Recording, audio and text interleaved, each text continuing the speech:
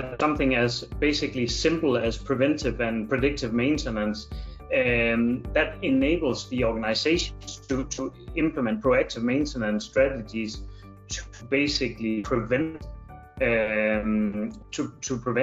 breakdowns and asset failures, but it also prevents potential environmental catastrophes or problems. So implementing preventive and predictive maintenance as a good old fashioned thing, that's also helping to achieve ESG goals, because we can basically help to avoid these failures.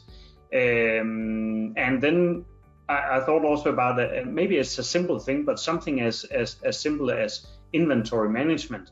With EAM systems, we also enable like efficient inventory management, and maybe that's considered like a smaller thing, but it's actually a big thing, because that is also definitely helping to reduce waste. Sometimes we see out there that there are so many spare parts that are just hanging around, sitting there and never being used because people or companies have lost track of them. So that's direct waste in terms of money, but also in terms of the resources that we have in our world. So that's a simple thing actually to achieve with enterprise asset management, inventory management. And then maybe also a small thing again, but a big thing for many companies: resource planning and utilization. Do we have the right resources? Are they available at the right time? Do we use them most efficiently, so that we don't stress the resources that we basically have? I'm thinking in terms of people, but also to achieve this high utilization. So that was some of my thoughts.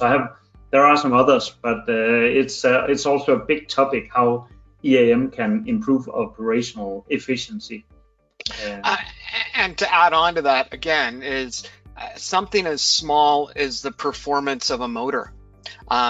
Making sure that we have the right part in stock to be able to execute the job, and make sure that it is efficient, and that we're not just using the same cheap motor over and over and over again. We've got that performance criteria around how that motor operates, so that we can not do hey, we're using a motor a month. Well, let's not use a motor a month. Let's buy the right motor so it's running efficiently, it's optimized, and we don't have to replace it all the time.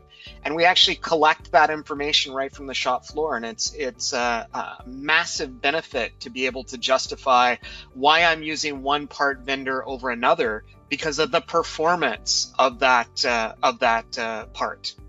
Exactly, and then I just got to think about another thing: continuous improvement. When you mention this, you're mentioning some improvements, but there might be more, and there are improvements that should come later. There are improvements that are waiting out there to be done, and I think that EAM can also help us to focus on being able to improve continuously. That's also super important, both to have an efficient